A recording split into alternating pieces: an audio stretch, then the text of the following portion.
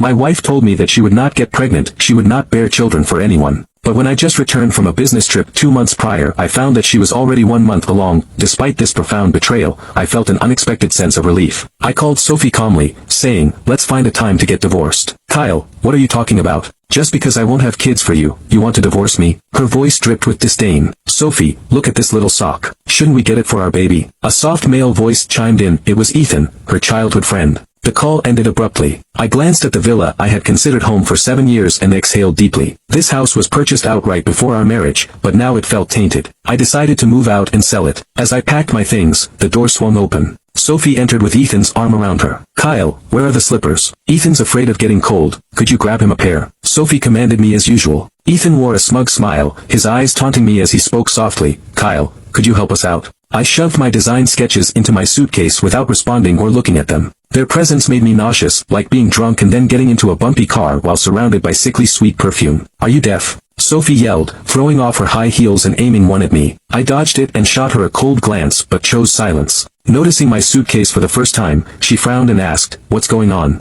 I told you on the phone, divorce, I replied flatly. Though I had loved her deeply once, disappointment had piled up until love vanished in an instant. Kyle, are you throwing a tantrum? I've told you before, I'm not into women. Sophie is just my best friend, Ethan added in a mocking tone. Let's make amends. Please don't be upset. I'll try not to bother Sophie anymore. Ethan, what did you do wrong? It's Kyle's jealousy that's causing all this trouble. It has nothing to do with you. And he's upset just because I won't give him children. Sophie shot me a loathing look. Sophie glared at me and said, if I had known you'd react this way, I wouldn't have married you. It's not too late to leave, I said while securing my suitcase and checking my drawing equipment before heading for the door. I'll list the villa with an agent. You should hurry and move out. You're selling our home. Sophie shrieked suddenly. She grabbed my arm. Kyle, I'm only refusing to have kids. Is that really worth a divorce? We agreed you wouldn't pressure me about children. You brought it up in front of everyone today. I only spoke my mind. Don't touch me. You're filthy, I retorted as I shook off her grip. Filthy? Sophie shot back, incredulous. Are you out of your mind, Kyle? Her anger flared even more.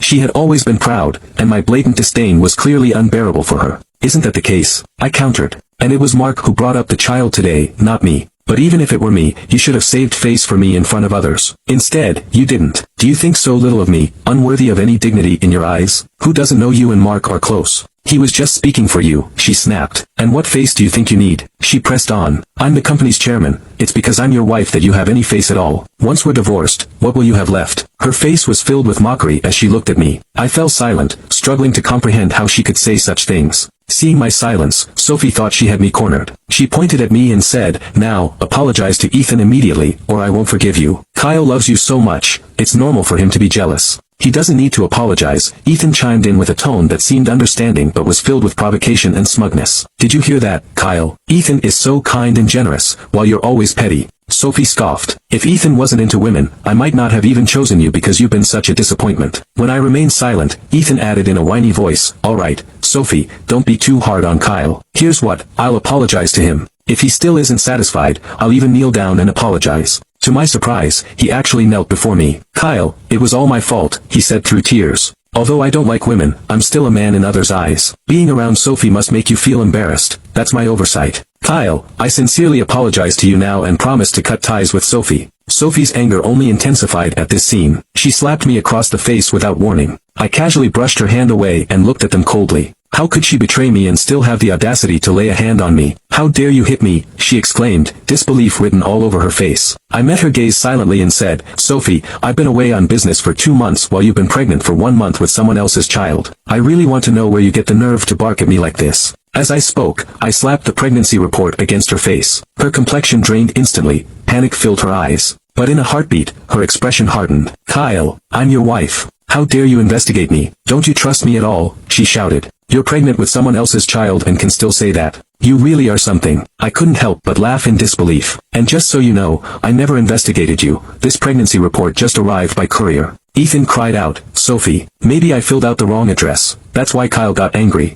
It's all my fault. It's not your fault, she snapped back at him. This isn't even a big deal. He shouldn't be angry over something like this. She turned her cold stare back to me and said, Kyle, it's your own filthy mind that sees everything as dirty. How could she blame me for being dirty when she was carrying another man's child? When I found out I had been cheated on, I felt a mix of anger and unexpected relief. The truth was, I no longer loved her, so her betrayal didn't sting as much as it might have. but Sophie's shameless attitude truly infuriated me. So tell me, where exactly am I being dirty? I asked seriously. Sophie shot back, the baby in my belly is Ethan's, but we didn't do anything. It was artificial insemination. So what? I nearly laughed at her absurdity. What do you mean, so what? She pressed. Kyle, don't you have any compassion? Ethan has faced immense pressure from his family because of his sexual orientation. He wants a child to ease their worries. And since we grew up together, I have an obligation to help him, she continued. Would you really want to see Ethan suffer under that pressure? Her self-righteousness was astounding, as if she had performed some grand act of charity. I couldn't help but laugh at the sheer absurdity of it all. Sophie, we've been married for years, and you wouldn't even consider having a child with me.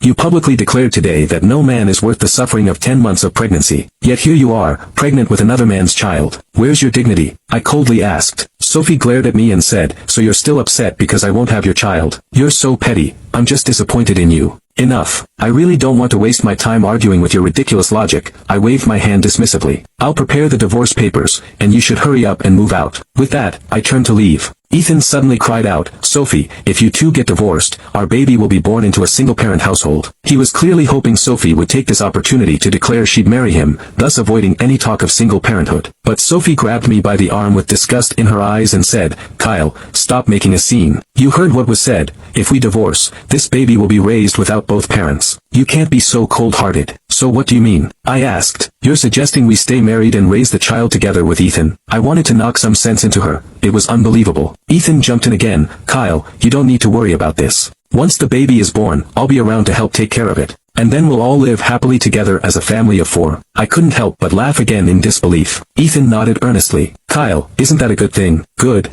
Are you out of your mind? Sophie has no brains. Do you think I'm an idiot too? What normal man would allow his wife to carry another man's child? I scoffed and shrugged off Sophie's grip as I headed for the door. Kyle, that's so rude. How can you talk like that? Sophie rushed after me. I turned to give her a cold look and said flatly, Sophie, we're adults here. Let's keep some dignity and sort out this divorce quickly. Then I stepped back toward Ethan and looked at his pretentious face before throwing a punch that sent him crashing to the floor with blood pouring from his nose. That punch was a warning. Stay out of my way, I warned him. If I were you, I'd focus on living with Sophie the trash instead of bothering me. As I turned to leave again, Sophie shouted after me, Kyle, you've lost your mind. How can you hit someone? And who are you calling trash? I'm still your wife. Sophie yelled as she lunged at me. In one swift motion, I slapped her across the face hard enough to send her sprawling to the ground. Listen closely, Sophie, when I loved you, there were many things I could tolerate. But now that I've stopped loving you, think carefully about yourself and remember how we got together in the first place. Sophie seemed unable to believe that I would actually hit her. But as she looked into my eyes and saw my resolve, panic flickered across her face. After leaving the villa, I drove to the spacious apartment near my company. I had purchased this place some time ago but rarely stayed here. After a quick tidying up, I dove into work. The company was currently handling a massive project, and the blueprints were in the final stages. They needed to be completed urgently. In the past, Sophie might have affected my mood and hindered my ability to work. However, with her absence, I felt a sense of relief. I pushed through until midnight, finishing the final touches on the project. After a few hours of sleep, I headed straight to the office. Such a significant project required the final design draft to be presented at the board meeting. In the conference room, while discussing project issues with the board members, the door was suddenly flung open. Sophie stormed in with Ethan and a dozen security guards. Ethan was dressed in a well-tailored suit, no longer appearing effeminate. His face radiated smugness. Kyle, you're fired. Leave now.